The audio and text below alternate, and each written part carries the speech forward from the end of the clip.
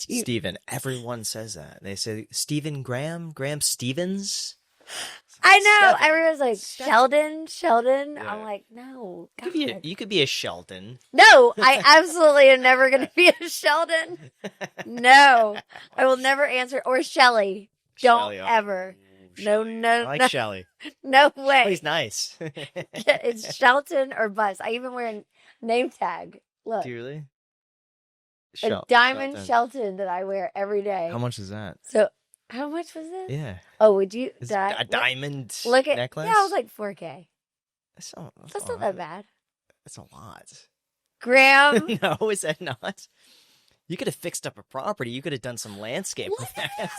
Look at him. It's true. Oh my gosh. You would die if you saw all the jewelry. You would be no. I love jewelry. How long does it take you to put on every day? No. I never take this off. Okay, so you save time. This saves time. Yeah, only earrings on. Okay. The rest stays. Okay. I'm Shelton Wilder, and welcome to Wilder Possibilities Podcast, where each episode follows an entrepreneur's journey into the transformative power of that light bulb moment where everything clicks. I call that the click. Those pivotal points that redefine our futures, illuminate paths to success, and even change the world. Now let's get wilder. Welcome back to Wilder Possibilities Podcast. I am here with Graham Stephan. Yes. Yay! Hey. Thank you for coming on. Thank you for inviting me. Yeah. This worked out perfectly. It worked out perfectly. Yeah. You were in town. Yep. And I just randomly asked you yesterday. You shot the shot, and I said, absolutely. I shot the shot because I was like, no, that's embarrassing. And then you said yes. Yeah. Absolutely. Yes. Well, you're my buddy. Yeah. And so I'm Thank you. very grateful. Yeah, no, seriously, you helped me out so much with prepping. I think you have no idea. I've been stressing over this thing for months. Oh, wow. Months. And yeah. I'm talking like waking up in the middle of the night, like anxiety, thinking like all of these things have to be done and I'm not there. Yeah. And I don't know what I'm doing. I just want it to be done and snap my fingers. But you really helped on that tremendously. So thank you. Okay, good. Well, that's my real title is the Property Prep Queen. Yes. Yes. That right? Yeah. I got some people. Yeah, it was great. You convinced me to do things that I didn't want to do. Yes. But it worked out. It did. Yeah. Not gonna wood. We're knocking. We're knocking on the wood. Not gonna wood. Yeah, but we're doing well. So, okay. Well, I mean, everybody knows you and knows a lot of people. I don't know. I feel like every time I say your name, you are very famous on YouTube, and I want to hear your whole story and how you got there and where you're from. I got to meet your mom. Yes. Which is so cute. Yeah. She's darling. And so I really like to go into the whole story. And then the only question I ask is, when did you get the click? But I feel like you've had a bunch. Yeah, there have been many clicks. Many clicks. Oh, how early do you want me to start? I like to know where you're from. Like, go early. I want to hear the whole story. Yeah. So 'cause I don't think people ask this as much. I think on a lot of podcasts with people that I've seen, they really go in hard with certain questions, and then you don't get to kind of free flow about like your life. Cool. But I am really into people's journey, like their whole life. Cool. Yeah. So I grew up in Santa Monica. Oh yeah. I was born. We knew that. I knew that. You knew that part, but you didn't know. Okay. Technically, I'm from Florida. Oh. I was born in Florida. Oh. Yeah. Did not know that. My family moved to Santa Monica when I was about a year old. Okay. And they rented a place on Cedar Street. That's the connect. That was it. They rented a place on Cedar Street, and that was like my first memory of just like being in a house or like playing out in the yard was on Cedar Street. Yeah. In Santa Monica. And so that was the connection with that. Yeah. And that's special that you say that because my boys' first memories will be in a house that we were renting on Cedar Street as well. So this is good. Okay, this is good for future because you're so successful. Yeah. So I love that. But anyway, so I went briefly to Will Rogers School, like right up the street, and right there in 14th. I guess my first click was that I got in trouble at elementary school. I think it was a kindergarten. Because they wanted you to stand in a line to go to lunch, or there was like a break and like every kid had to stand on the line. And I didn't stand on the line. I didn't want to stand on the line. For whatever reason, I thought it was dumb, or like I just didn't want to stand. I didn't get the point of standing on the line.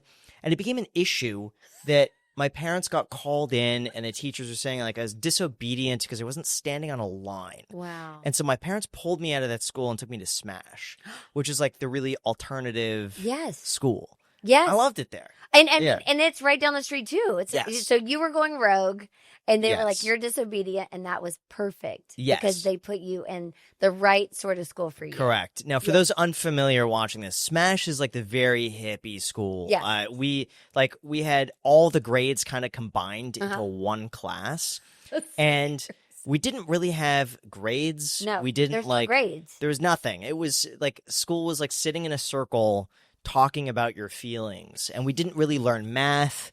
We didn't learn science. I mean, it was it's like basic, like a show and tell sort of thing every day. But I loved it. Wow. And I got like a really cool core group of friends, but that really set the tone that I just like didn't like school.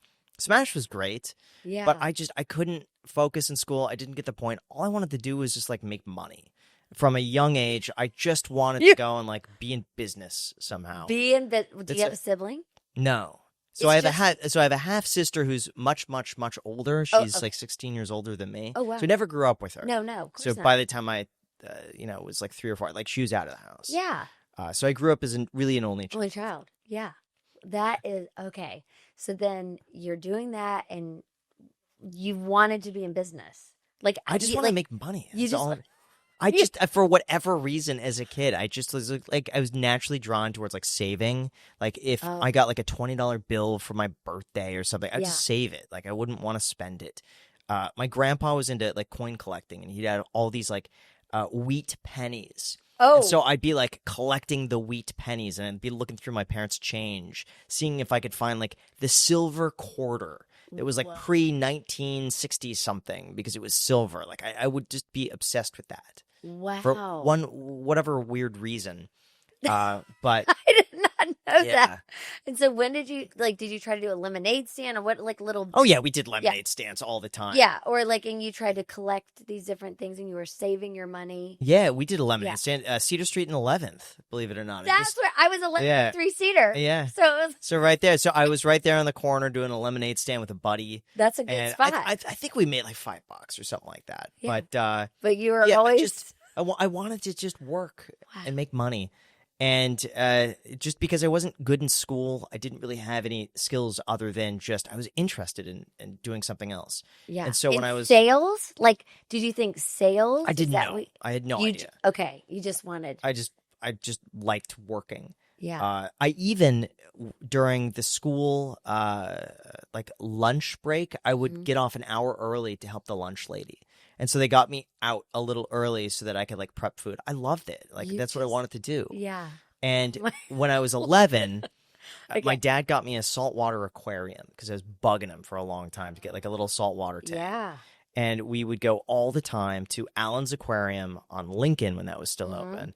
And I'd see the saltwater fish. I saw the blue tang. I just really wanted like a blue tang. And so we got this aquarium, and immediately I got obsessed with it.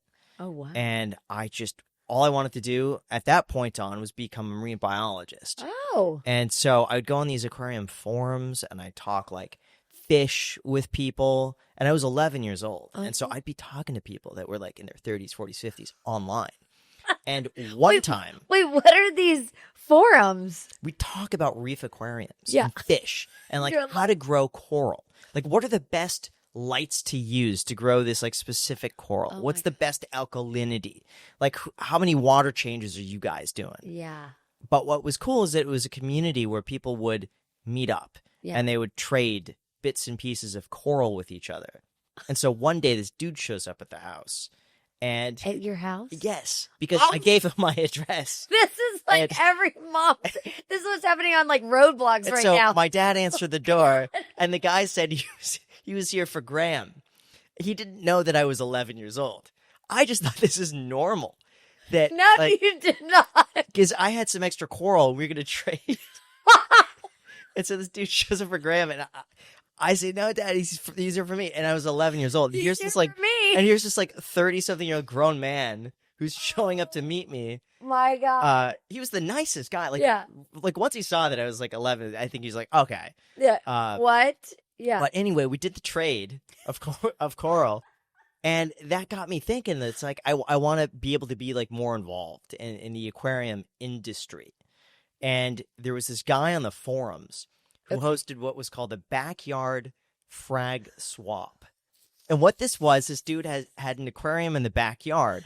Oh my God. And you would sell bits of your coral with each other and trade. So he had like just post on the forum, hey, here's my address, come show up. Like this is 2002, like before the internet, as crazy as it. Yeah. Yes. But people would show up, and I showed up, and I was just like, really, it was cool to meet the people that I had been talking to online. Online. Yeah. Yeah. And I loved it. And through that, I met this guy who owned his own business. And he was like a exporter of marine aquarium fish and coral. Yeah. And I was big into like taking pictures of the coral to be able to like host it online and then post those pictures. And he said, hey, if you want to come by, you could take pictures. You could see my facility, because I think he just knew I was really into this sort of stuff. And so my mom was there. She met him. He's just I was going to say your parents had to go with you. Yeah, my mom was there. And she saw that he's like a family guy. He has a wife and kids himself. And he just invited me because I think he saw that I was like some 12-year-old who's really big. Obsessed. Yeah. Yeah. And so I show up this warehouse by LAX, like this whole huge thing. But it's like, it must have been 100,000 plus gallons of like fish and coral. And for me being 12, like obsessed with it, I that to me was like, it was like the Super Bowl, like it blew your mind. And he said I could come help out after school, and he would pay me in fish and coral.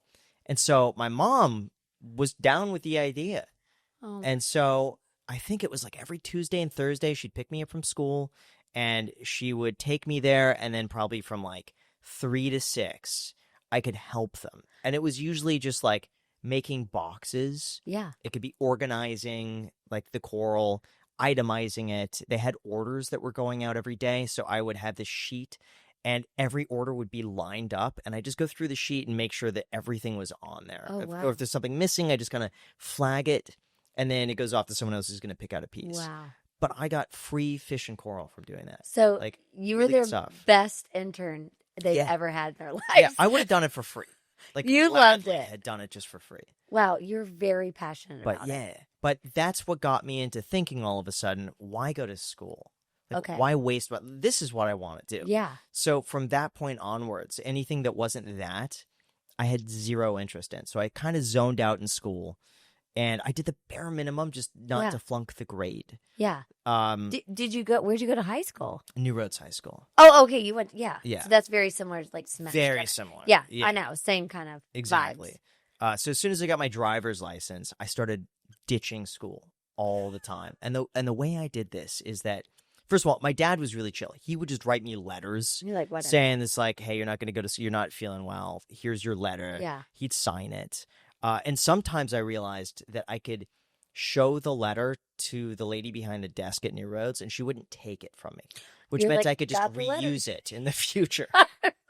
So I did that. But then the other one was I used to be able to call as my mom.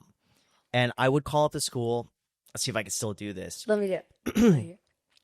Hi, this is Pamela Stephan. I'm calling on behalf of Graham. He's not feeling well today. It's like something like that. He's really not feeling. He'll be in most likely on Wednesday or Thursday. I'm so sorry. Yeah, thanks so much. But he'll get, like, that's what I would call up, and the lady she wouldn't question it. She doesn't care. If you're paying your tuition, they're like, you're fine. Well, to make it even worse, I got a full scholarship into it, so I wasn't paying. You are killing me. Yeah, no, really, because my parents couldn't afford the school. But it's like a fancy. It was a very fancy private school. A very fancy school. I must have just aced the interview. Yeah.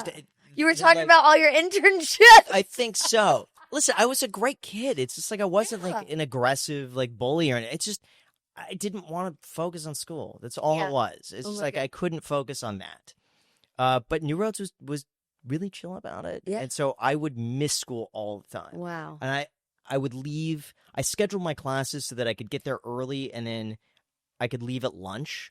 or leave a little earlier because if I skipped the class before lunch, I got to leave at like 10:50, which meant I get a full work day. And Okay, so where were you going to work? At the aquarium? That was at the aquarium store. Still. Yeah.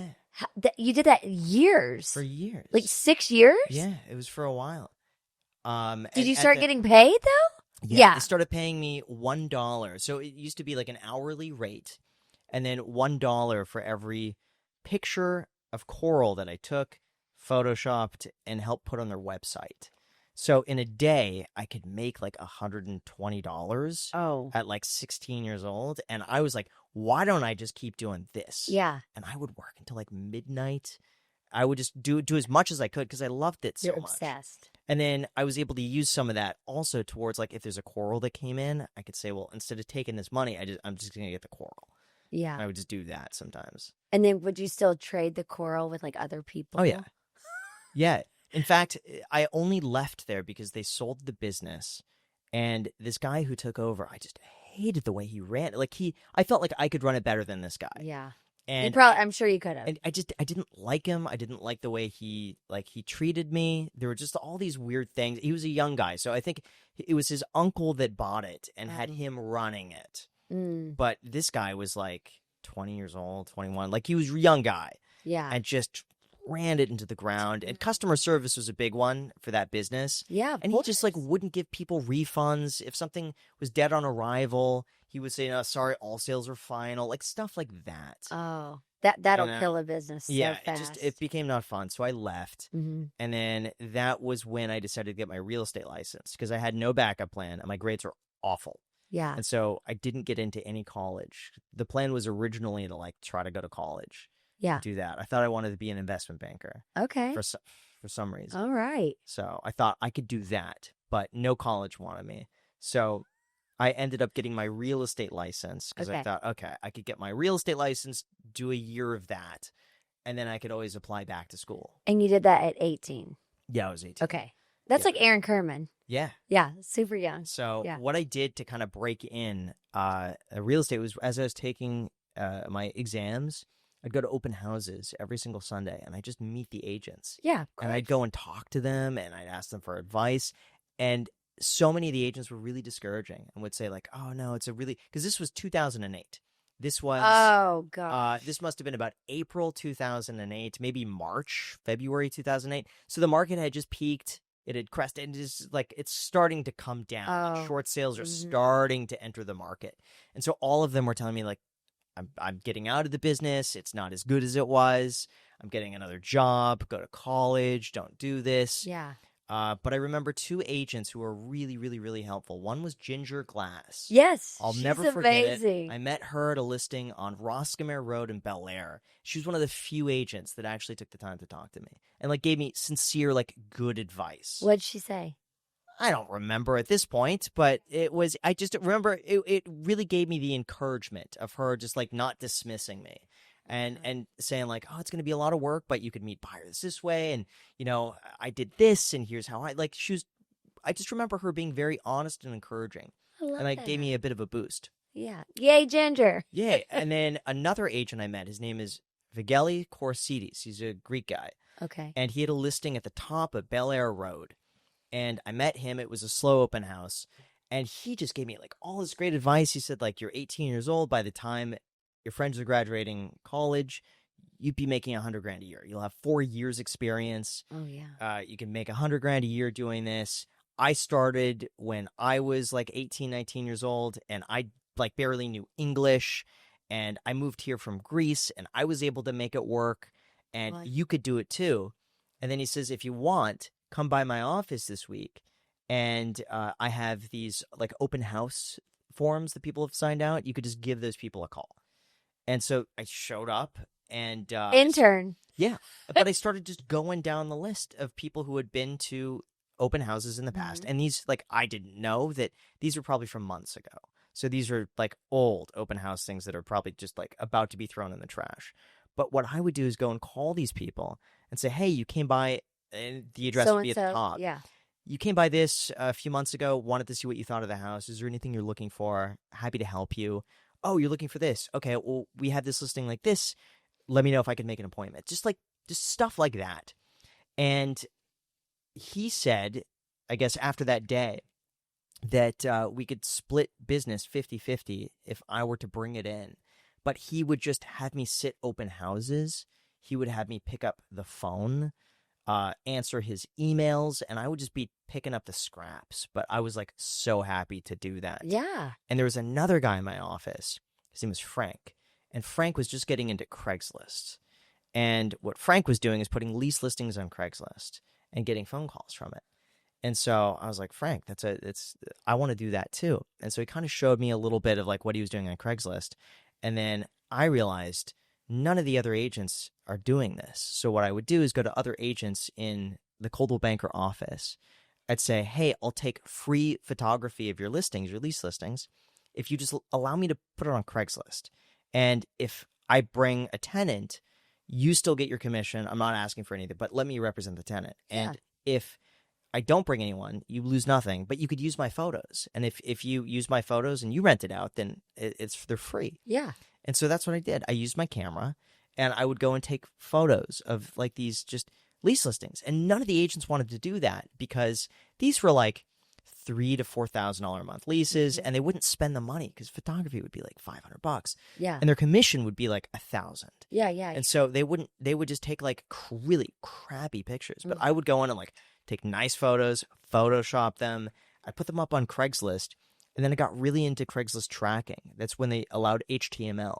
So I paid for this Craigslist tracker that could track how many clicks a certain link got, and then I could test titles. And so I started testing Craigslist titles to see which titles got the most views. And then I realized that the Craigslist classified section, people were using these like black blocks, like this black text on either end and like stars and stuff like that. And I thought, no one's using that in the housing section. So I stole that and I used those little black things in the housing section. So immediately when you went to Craigslist housing, mine would be the only one with black blocks on either end. Yeah. And so my click-through went so high. And then I realized that the best click-through I got was on Craigslist and a price range between like $5,000 a month and like $12,000 a month. Wow. And so I started to look through the listings in my office, and I just found the people who had listings like that. And then I went to them and I did the same thing. Can I just take photos of your lease listings and put it on Craigslist? And almost everyone was just chill with it. Yeah. And so I got maybe like 15 to 20 lease listings on Craigslist that I would repost every 48 hours. And I do a brand new posting every 48 hours. And I just saturated Craigslist. But it got to a point where my phone was ringing like 20 times a day from tenants looking to lease. And back then, this was a great time because people weren't buying. And so I had a lot of people that had owned like $5 million houses who were like, hey, I see you have all these lease listings on Craigslist. I'm looking for something $20,000 a month in Brentwood or Bel Air. If you could send me something, that would be great. And this is before Zillow, too. Like before all the crazy stuff like really took over, it was really just the MLS and like Craigslist. And so that's how I built my business, was just the Craigslist lease listings. And then I ended up renting a whole bunch of tenants' properties like that. Eventually, they ended up coming back to me to buy something. Yeah. Eventually, that led to me listing their place to sell where they buy something else. Yeah. And then as the market recovered, just like every year was better than the last. Yeah. It kept and also it was training you on even what you were doing later, like with the titles, like and everything. Totally. I mean, similar. I mean, it's so similar. Yeah. That my light bulb went up when I was like, "Oh my God, you were learning, you were training." So the coral led you to the photos. Yeah. The photos got you on Craigslist with the. Yeah. I mean, all these things are making sense. It's all, you know, piecing together. Yeah. Wow. Craigslist was like, I met the coolest people from Craigslist, Yes. like people you wouldn't expect. One guy was an early investor of Facebook. Oh, wow. He bought a $5.5 million house. He paid for it in Facebook stock when it was $35 a share. No. And he offered my commission in Facebook stock at the IPO price of $35. What did you do? I said no. I wanted the cash because I wanted to buy a property with it. What? And so I used the commission on that to buy myself my first house. Okay. Which I thought was a good deal. But looking back now, I did the calculation like a few nights ago because Facebook is now trading at like $700. that commission would have been worth like $1.5 million had I Oh. just taken the stock and held it. Well, But who would? Who would? hindsight. Who would have known? Who would have known? But Wow. like I've met some really just incredible people from Yeah. Craigslist. My biggest sales throughout my entire career have all come from Craigslist. Believe it or not. From all your leads that you all from Craigslist. created yourself. Yeah, one was a $7 million house in Truesdale, and that was from a talent agent who found me on Craigslist while he just started his career, and he was living with like 3 roommates. Oh, wow. And then I rented him a house in Doheny for like $4,500 a month, and then he came back to me as his business was growing just for himself at $7,000 a month. Oh. And then he came back to me and says, "Hey, I have a client who's looking to buy between 5 and 10 million." And that's like one thing led to another, and then we sold that client for 7. But it was from Craigslist, which is crazy. And as the guy was starting out his career, I think he was at CAA. Yeah. It's like from that to this was just crazy, and that was over a period of maybe 8 years. Wow. And so, what was the year you got into real estate, though? 2008. Oh, yeah. 2000. Oh, yeah. Would have been April 2000. Oh, my God. Okay. And then when did you start with Jason? 2014 or 15. I started working at the Oppenheim Group right when it was the Oppenheim Group. Because I met Jason in 2010. Okay. I think he started in 2010. And we had our offices that were like side by side. Because what office were you guys? Did you say Coldwell Banker Banker? Beverly Hills South before they shut down. And he was working with Joyce Ray. Oh. Yeah, he was Love like Joyce. it wasn't an assistant. He was like a buyer's agent for Joyce Ray. Wow. Back then. And she had like 5 buyer's agents, and Jason came in. Yeah. And I just remember him in the beginning. He's being like very abrasive. And he would always the issue was that he would always yell on the phone. Always. Like he would get so upset on the phone. And so it became a running joke that we would have like people would walk by his office and like have to close his door because he'd be yelling with customer service about something. You're like, oh my, wow. But I also remember his office at the time was the size of a closet. And like I'm talking like maybe like a little like maybe this corner of like this. a little like normal house sized little closet. Like a closet. But wow. he remodeled the closet. Like he did like he did flooring on the ceiling like before everyone was doing it. Wow. He like ripped out the room, he gutted it, he did like flooring on the ceiling, like really nice lighting. But the issue was that there was no sound deadening because it was all like it was just one acoustic room. Yeah. So when he would speak, like you would hear it. Oh, right. But that's how I met him. That's how you met him. But he would come to me in the very beginning because he had just started and I was doing these lease listings. And so he would say, "Hey, Graham, you're the lease guy." And he would ask me questions like, "What do you put on this lease agreement? What do you recommend?" Yeah. Or like certain addendum stuff for a lease specifically. And I'd help him out on that. But it was through that we developed somewhat of like a friendly working colleague relationship. And then he left Coldwell Banker to start the Oppenheim Group. Okay. And then randomly, I had a client call from Craigslist, and they had started this company called Casper, the mattress company. Yeah, yeah. And he had a listing on Hollywood Boulevard that he was renting. And so I brought these people from Casper to his listing, and they ended up renting it as their Casper showroom. Oh. And I met him to pick up my commission check, Uh-huh. and he says, "I want you to show you the Oppenheim Group." And he was living across the street on Sunset Boulevard at the time. And we walked down. I was like, "This is so cool." The same office? Yeah, the same office. Oh, wow. Yeah. But at the time, he was working from his living room. Like, that was the Oppenheim Group. Okay. It was him and his assistant. And he asked if I wanted to join. And I was like, you know what? I'm ready for a change. And I joined. And it was great. I was really nervous in the beginning because it's like I didn't know what it would be like working underneath him. Yeah, yeah. Because he's I don't want to say aggressive, but he's very particular about how he wants things. We know him. Yes. Yeah. I've just gotten to know him. He's like, everything has to be meticulous and perfect. And I did not come from that environment where like nothing can be incorrect, nothing can be wrong. But he was very like type A about everything. Like the font of this, he'd look at this and be like, I don't like the font, we need to change that.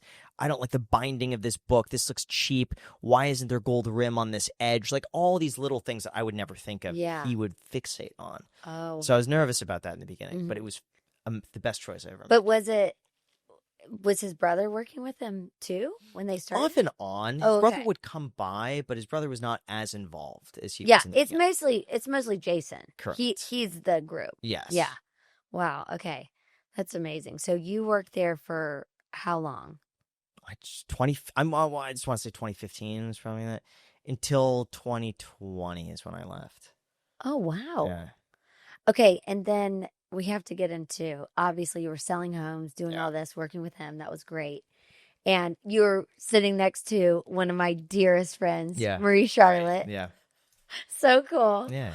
And then you were flipping houses, maybe? No, Did you do any of that? I never flipped. I would save all my commissions and buy houses. So at the time, I think I had 4 or 5 houses. Wow. That were like scattered. My goal at the time was just buy a house a year. Yeah. So I would just save commissions and just roll it into a house, and then when I'd buy a house, I'd fix it up a little bit, like basic renovations, and then rent it. And rent it. Yeah. Yeah, basic renovations, like nothing like something I could finish in like 3 months. Yeah, quick. Rent it, be done. So I was doing that, but I had always wanted to do YouTube. Like I had grown up watching YouTube videos. For me, that was my like source of entertainment. I get home at night, I'd be watching YouTube videos, and all these creators that I remember seeing, I'd find them at 1,000 subscribers, and then I'd watch them grow to like 1 million, and I thought, that's so cool. I want to be able to do that, but I never had the courage to post a YouTube video. I just thought I would embarrass myself. Wait, really? Yeah. So you thought of it for so long. Like I wanted to do YouTube since like 2011. And when was your first YouTube post? It was December 20th.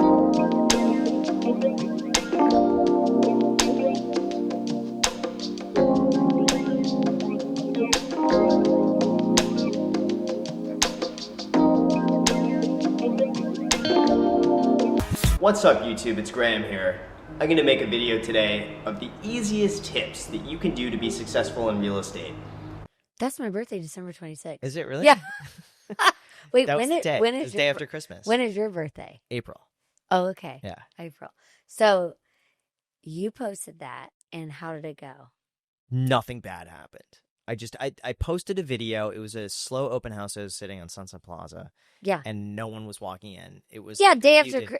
Yeah. I didn't post the same day. Oh, okay. It was like December 23rd or something like that. Yeah, so slow. Yeah, really everybody's doing holiday stuff. Yeah. So I just filmed like selfie side on my camera, just telling the story that I told you. We're going to start with this. Do you know what this is? This is called the light switch. It turns lights on and it turns lights off. It's pretty cool. When you're showing a listing, turn on all the lights. We'll start there. Like just basically that led me up to like being at this open house.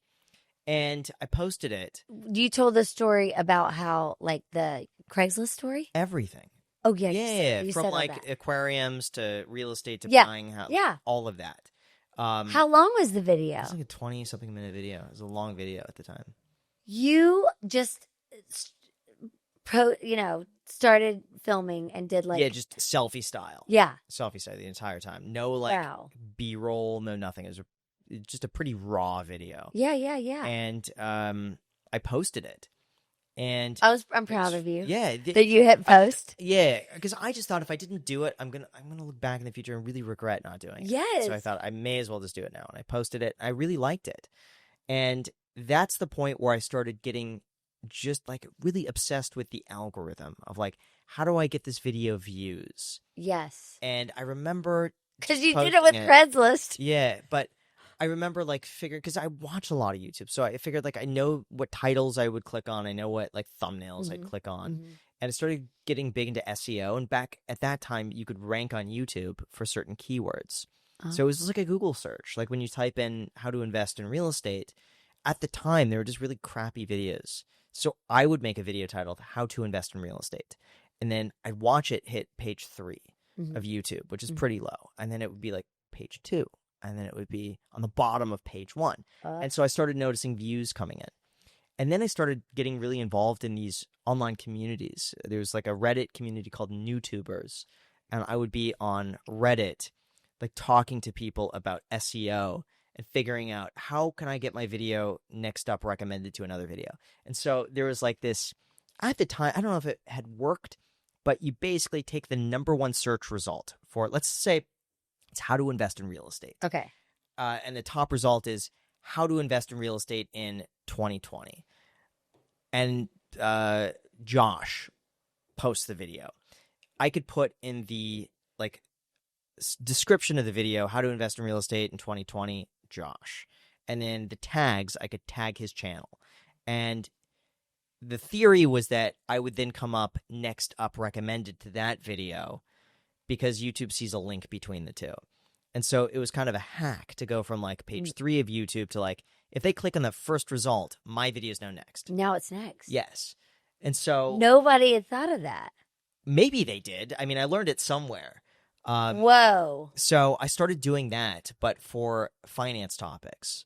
Yeah. So I do like how to invest in the stock market, how to invest in real estate, how to buy a rental property, how to make compound interest, how to make passive income. Like there's all these things that I'd rank on, and I would do that little trick, and then I started coming up next up from the first result. Yeah. And then that started to boost my videos to show up now on the first page. Would that be like next up, like on Dave Ramsey was doing any of that? Yeah. Or like guys like that? Yeah, it people was that you hear of. Yeah, it was this guy Grant Cardone. But it was like, yeah, duh. He was of the course, real we know estate guy. Grant Cardone. He was the real estate guy at the time. Mr. So 10X. So yeah, so I just wanted to be a recommended video to one of his videos. That's all I wanted. Yeah, duh. And over time, that began to happen, and then over time, I could post a video, and like within a few days or within a week, it would now show up as like top 3 results. Oh wow. On YouTube, and then there was a big one. It was how to be a millionaire. And those videos all had like millions of views on them. And I knew that if I could get a video like how to be a millionaire on the first like 5 results on YouTube, that would be pretty substantial. Of course. So like just keep doing this. Eventually that happened. And I just continued with it. And then there was one day where I made $180 from YouTube ad revenue. And to me, that was like, oh my gosh, like I struck gold at the time. Wow. And that to me made me realize like, holy shit, there's something here. Like I gotta pursue this. This isn't just my imagination. Like this is real. I'm going to keep going. And that's when I dedicated, I think that was like February of 2017 or January 2017. Yeah.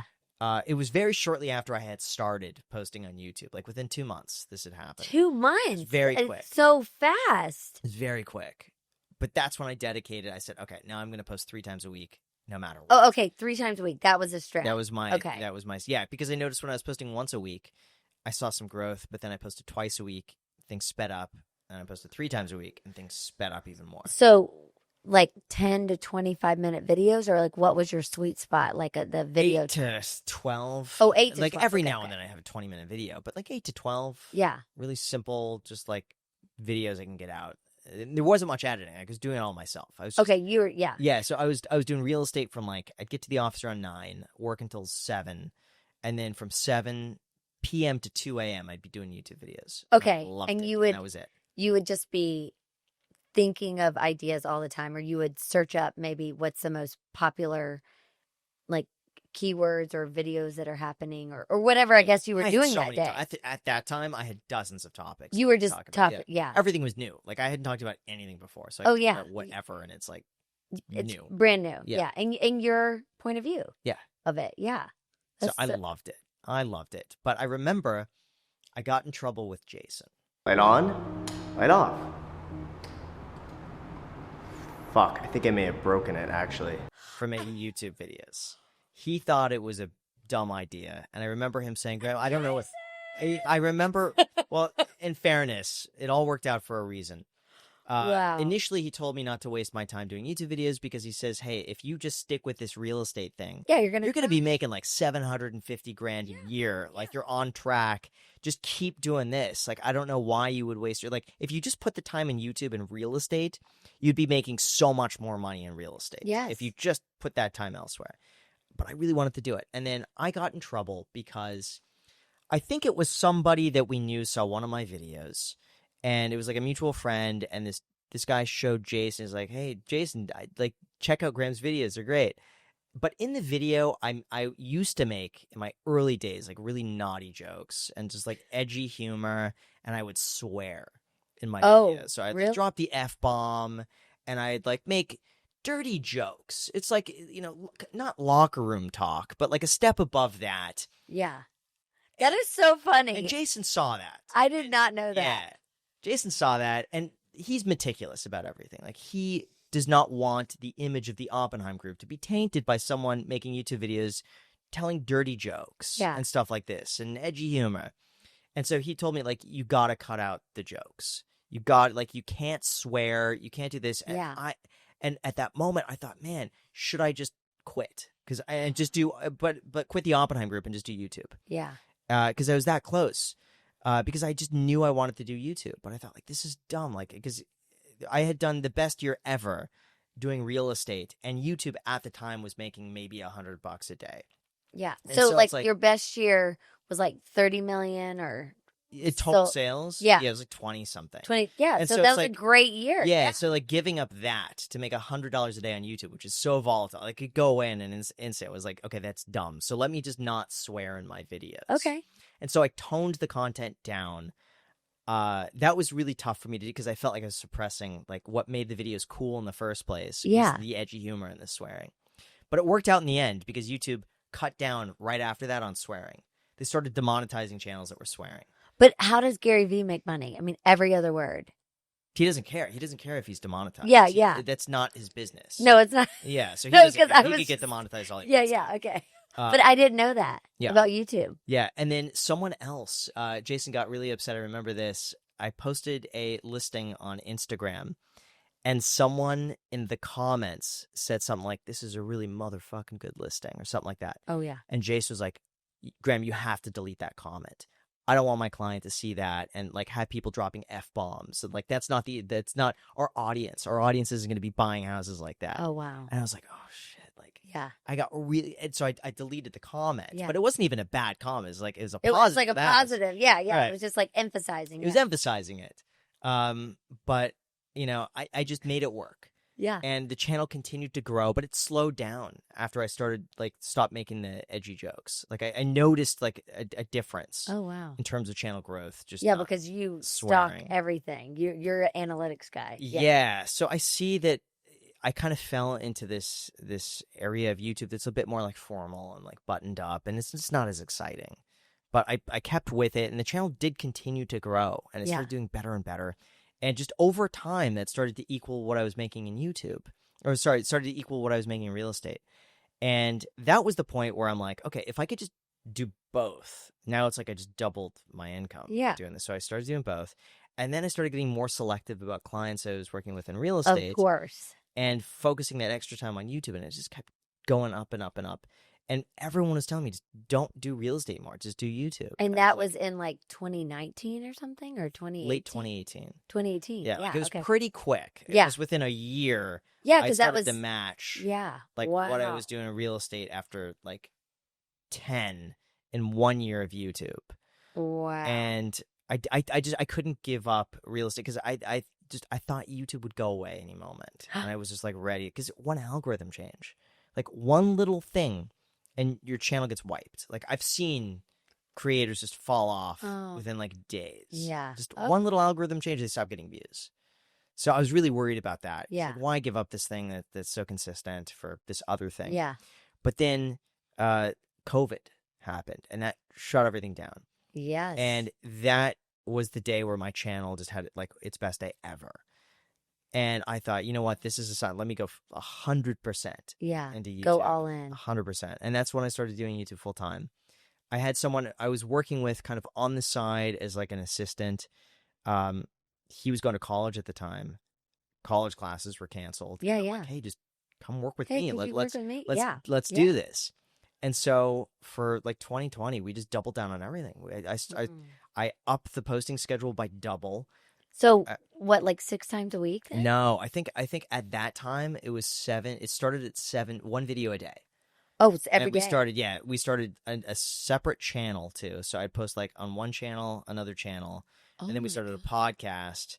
And so that bumped it to 8 videos a week. Well, that's easier to get content when you have your pot. Like this is, you can get more content when you're having like conversations versus like making a formal video where you have, right? Isn't it 100%. kind of more? Yeah. Yeah. I mean, still work, but every day was a video that had to be posted. Yeah. And so I just like head down. That was the only priority, was just every day I have to get a video out somewhere. Wow. And so I continued that as long as I possibly could. Amazing. And so how many subscribers are you, or subs? Isn't that what you say? Subs. The one channel is 5.1 million. Another channel is 4.5. Another channel is 1.3. Another channel is 300,000. Another channel has 60. Wow. And that's just YouTube. And then there's TikTok. Oh gosh, yeah. Multiple Instagrams. Snapchats. Facebooks. I mean, it's just. Oh yeah. But what about LinkedIn? I have someone else who's doing my LinkedIn. Yeah, so but you're on it. Yeah. Sure. Yeah. Wow. And why do you need the multiple channels on YouTube? Different content. So one is just me, just Graham Stephan. The other is the Iced Coffee Hour. It's the podcast. Okay. The other is a Graham Stephan show that is like a reaction style. Like the. Yeah, I just react to something. Another was like a clips channel. Another was like a vlog channel. Yeah, it's just like every channel has purpose. Yeah. So I'm not like mixing things together. Mm-hmm. So if you subscribe to one, you know what you're getting. Oh, okay. Yeah. It's just like stick to that one. Yes. Thing. What's your favorite channel? Probably the podcast. So what do you think is the biggest misconception about money that tends to hold people back? That you need it. Probably like what we're doing here. I love that. I love this is my favorite too. I don't know. I just love like hearing people's stories and And so who do you have on your podcast? Anybody who's willing to come on with a unique story. Yeah. Or someone we're personally interested in. Yeah. Oh, that's. But we have. I think at this point we've had like a few hundred different guests on. We've not missed a Sunday episode since 2020. So 2020? Yeah, so in 5 years, we've never missed a Sunday. Oh, my God. Okay, sometimes we post on a Monday, but like we'll always post an episode a week, no matter what, and we've continued that for 5 years. Do you sit in your room, or is it on the... It's always face-to-face. Yes, that's what, Yeah, it has to be. That's what I think. Yeah. People always want to come on, but then they're like, oh, we can just zoom in. No. And I'm like, no. When you're like talking like this... Yeah.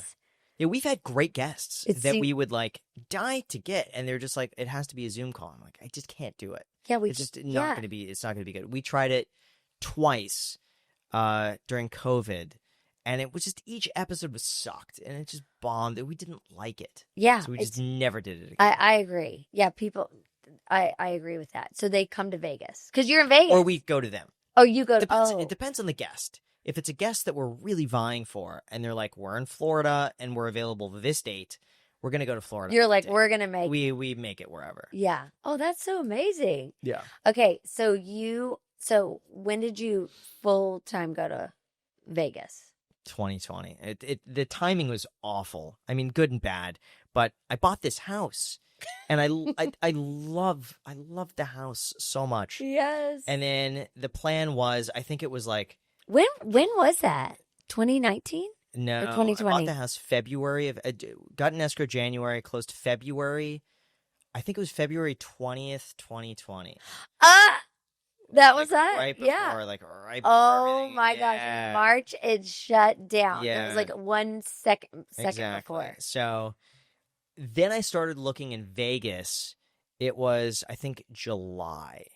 Of that same year. Yeah. So I had only been there a few months, started looking in Vegas, and the plan was I could buy a place in Vegas and live there like 8 months of the year, and then when it's really hot, maybe I could come back to LA for a few months. Yeah. Just like kind of do a bit of a back and forth, but just really set everything up in Vegas where I could get like more square footage, set my office up there, build the podcast out there, have everyone out there.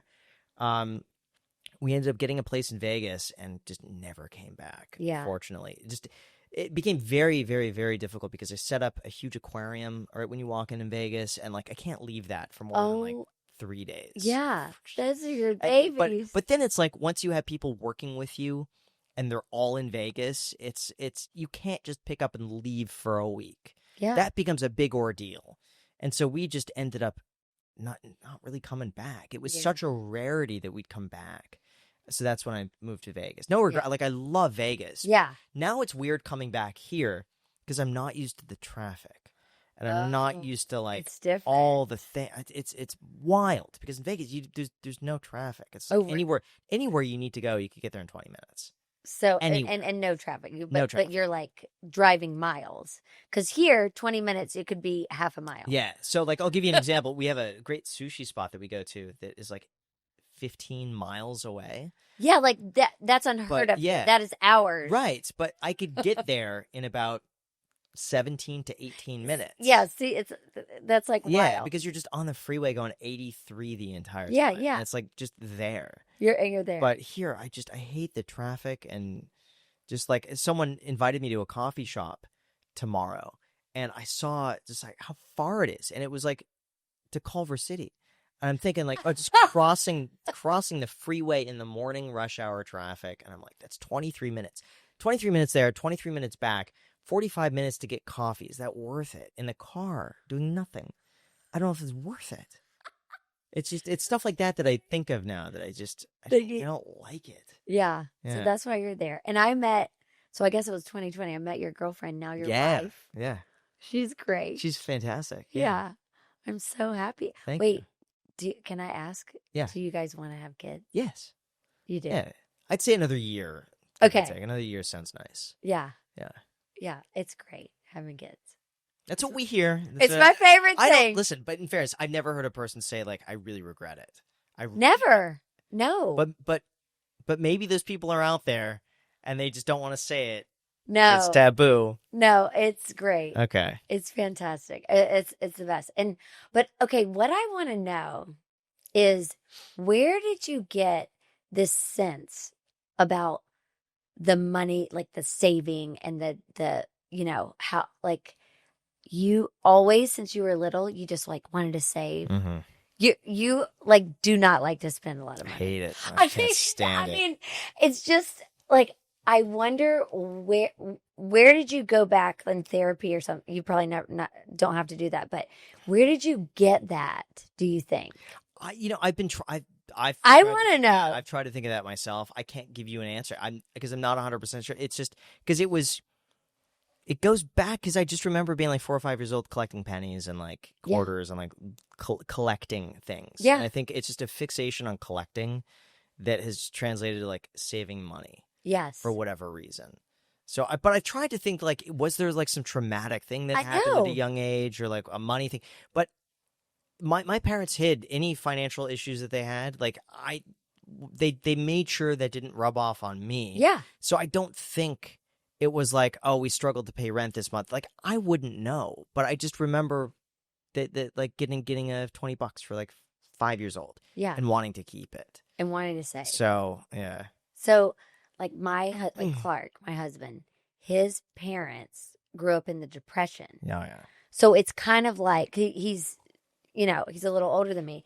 And so that's where I think it comes from, like, a lot. You know what I mean? Like the saving, which is good for me because I'm like to spend and do all that. But like, he's like the saver. So we're a good match. But I just because his is, exactly where it comes from. But I just didn't know, because you guys are so similar, like with that side of it. And then he'll be like, how is that much? Like, I feel like you're like that. You're like, how did it get that much? I think there must be some, like, honestly, some slight autism, or there's got to be like something because here's the thing. I get very fixated on very like niche, nuanced things. Yes. And I like go very deep on like one specific thing. Whether it's like YouTube algorithm, aquariums. I know. And for some reason, like, my brain switched to like saving money. Yeah. Which I think might explain it. I don't know. But like, I get very fixated on like, how much is that? What could I do investing that? And like, I do all these calculations. Some of it's unhealthy. Like, I've even calculated the difference between getting a hotel room and splitting it with Jack, my podcast co-host, and how much I would save per minute after tax of just sleeping getting it. there. Yeah. Because it's like, okay, well, it's an extra like $100 to get separate rooms. But if I save the 100, okay, it's 50 each. After tax, it's 35. If we're only sleeping in the room for 8 hours, do I really notice that? How much is that, like, per hour? No, Graham. And, like, stuff like that. No, I'll do that. Like, you guys, it's real. Yeah, you really have this. oh, all the time. No, I know. Yeah. I know. We were getting your house ready. Yeah. I was like, Graham, I love you. We're going to do this. And you were like, okay, are you sure? I was like, yes. Yeah. I pinky promise, swear to God. But it's obviously worked for you. Yeah. Right? Oh, yeah. I even calculate, like, on Uber, there's, like, or maybe it's Lyft, there's, like, the wait and save. And I calculate if I just waited an extra, like, few minutes. No, be how quiet. many dollars I would save. No, seriously. No. Yeah. Graham. Because sometimes it's like if I'm doing nothing and I'm just going to be scrolling on my phone, Yeah. Then I see that as me getting paid 4 minutes. Or like I'm getting paid $4 to wait 4 minutes, $1 a minute. That equates to $60 an hour to sit there and scroll on my phone, whereas otherwise I'd be earning nothing. So like, I would take that. I think it's a good deal. Guys, this is a busy brain. Yeah. Of course you have to have this many channels.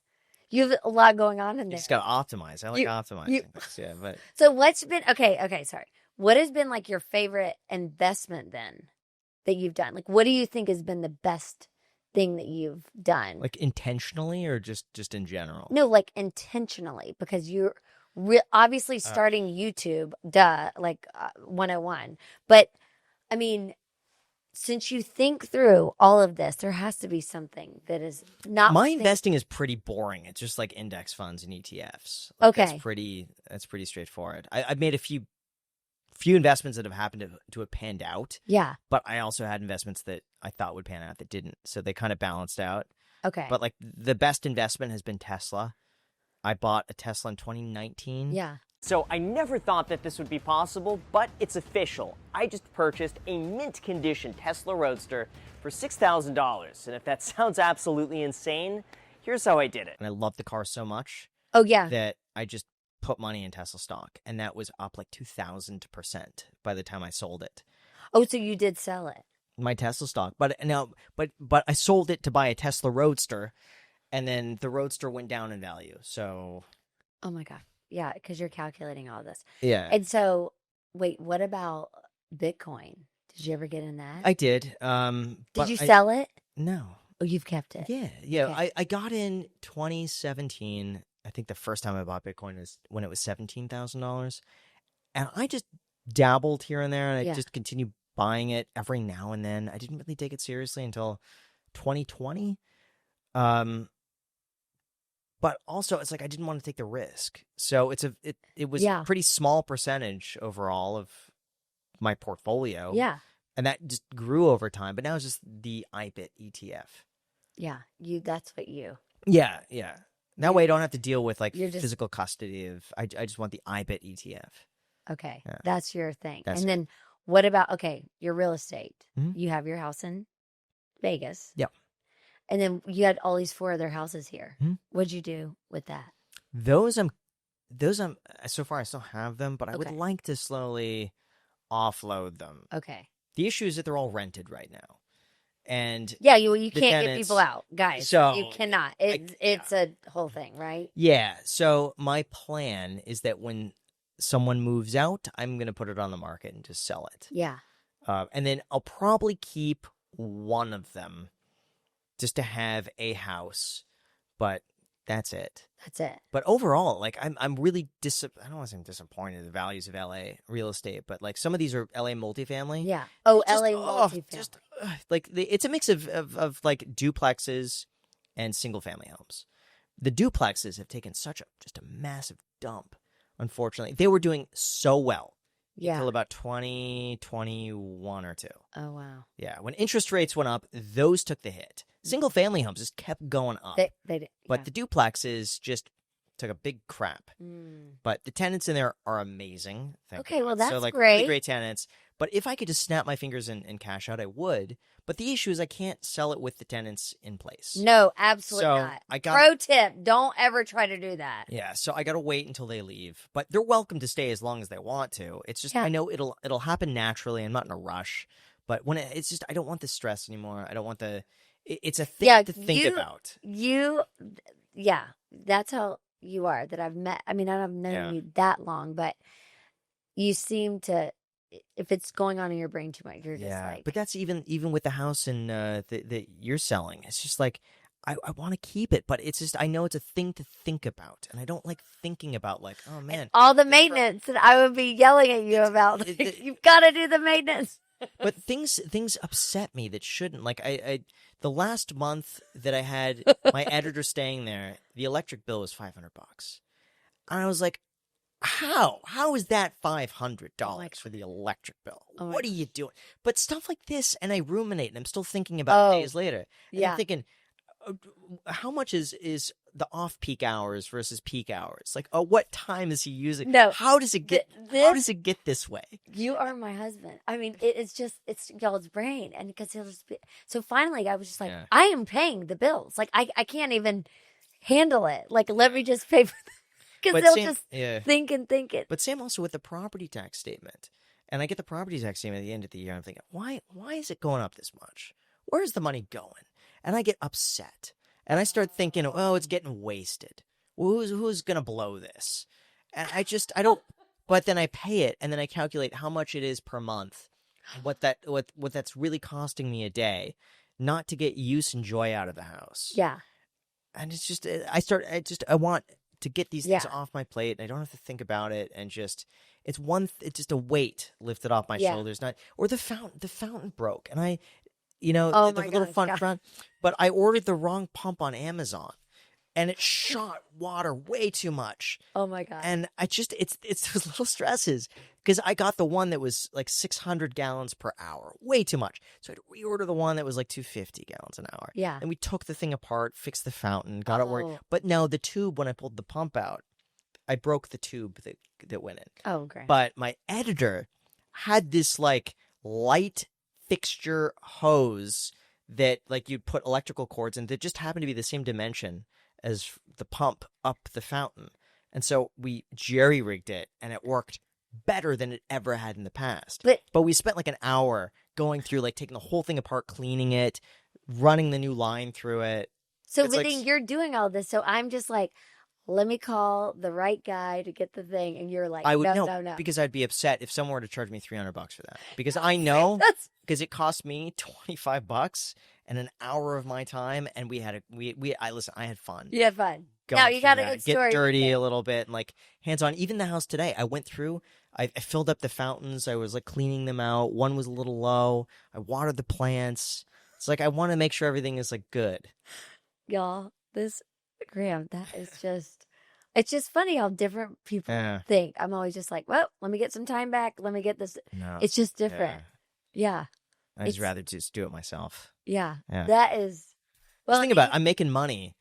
Whereas otherwise I would be making nothing. Like really, if I'm on my computer just looking through random emails, I could save $200 by doing all this stuff myself in an hour. And so now I just made myself $200 in an hour. Guys, you're hearing this first. Does everybody know how your brain works like this? Not a surprise. No one's surprised. No. Oh my gosh. Yeah. It's amazing. Well, okay, so what do you think's next? Maybe kids in a few years. Yeah. Your beautiful wife.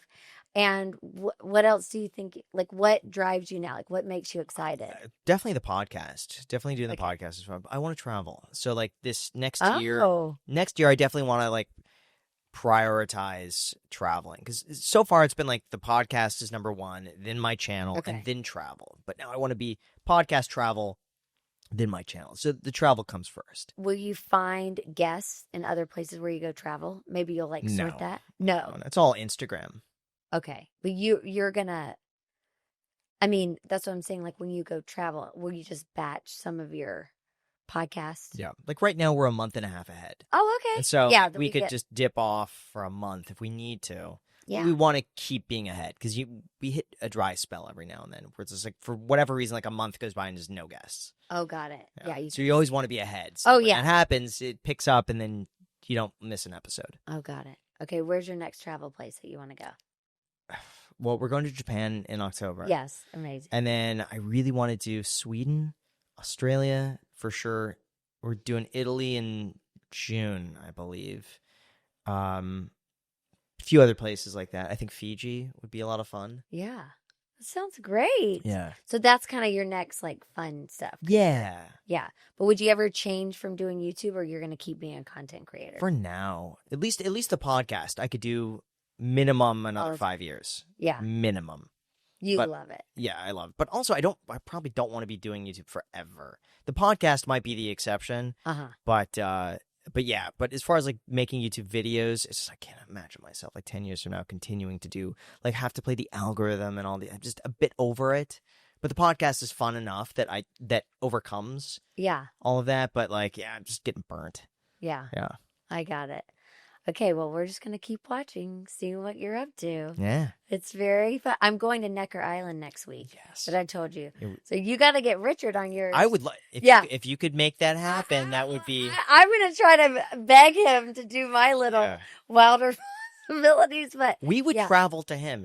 He's the guest where he says, "Hey, I'll be this place this time, and I'll give him 90 minutes. Yeah. Go anywhere in the world." He's the best. Yeah, well, I mean, we love playing tennis every day with him. Yeah, he's the. Or if he's in LA, like I'll set up anywhere. If he's ever in LA, I don't know if he ever comes, but yeah, anywhere he is, I will be there. Okay, I'll let you know. Yeah, he's the best. Cool. So it's good. Oh my god! Well, thank you for coming on. Thank you. I'm so excited that we had a knock on wood, but success so far. I hope so. From where we are, and it's been really fun because I got to work with Jason. Yes, first time. Yeah.